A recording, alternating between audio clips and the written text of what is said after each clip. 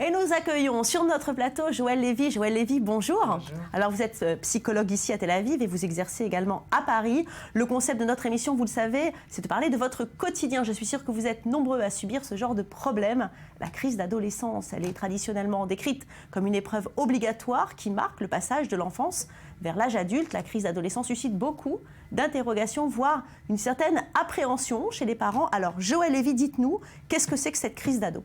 C'est un passage, comme il y en a plusieurs dans la vie d'un individu.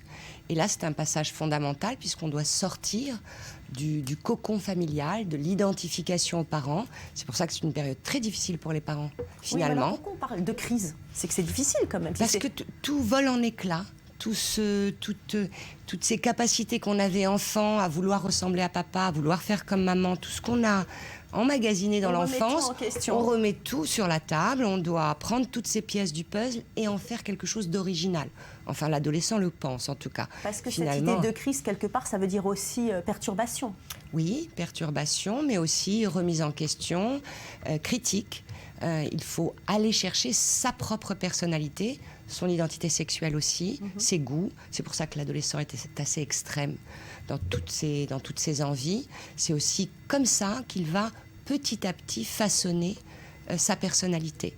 Finalement, on le sait, après l'adolescence, on va revenir sur des choses qui étaient plus conventionnelles, mais il y a ce besoin, cette période-là, de se montrer original, surtout par rapport aux parents. C'est vrai que c'est pas facile, parce que c'est une période, comme vous le dites, difficile. Comment pour les parents on peut faire vraiment la part des choses, se dire ça va passer, ça c'est grave, ça c'est pas grave. Quels conseils pouvez-vous leur donner ? Mais déjà de ne pas diaboliser leur adolescent, parce que c'est vrai qu'on se rend compte que d'un jour à l'autre, on a un enfant qui n'est plus celui qu'on connaît, celui qui était énergique, qui voulait faire 4 ou 5 sports, se met à s'allonger dans sa chambre comme un légume, c'est ce que les parents disent, ils sont comme ça. Et c'est vrai qu'on a très vite peur pour les garçons, on les voit manger énormément. Il y a une métamorphose hormonale qui est impressionnante. Les filles qui adoraient leur mère et qui les regardaient comme une icône se mettent à lui dire tes tenues, c'est pas terrible, tu vas pas dire ça, tu vas pas faire ça.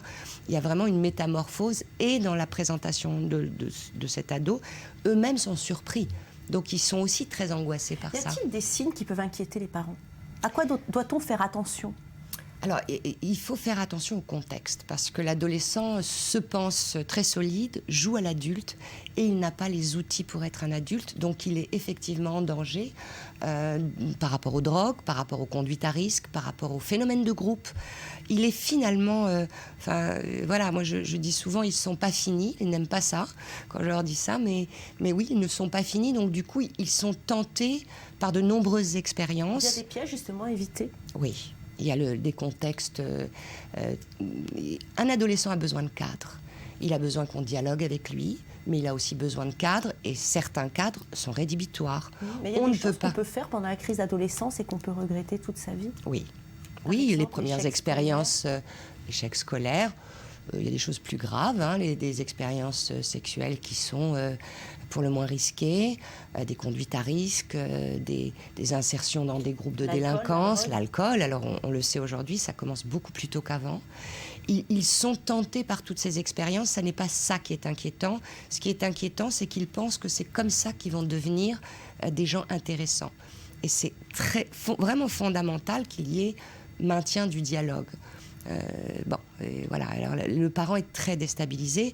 Et pour revenir juste à votre question, il faut aussi se souvenir de sa propre adolescence. Je crois que ça aide beaucoup de se souvenir que nous aussi, on a pensé que nos parents étaient très très vieux, qu'ils ne connaissaient pas la vie, etc., etc.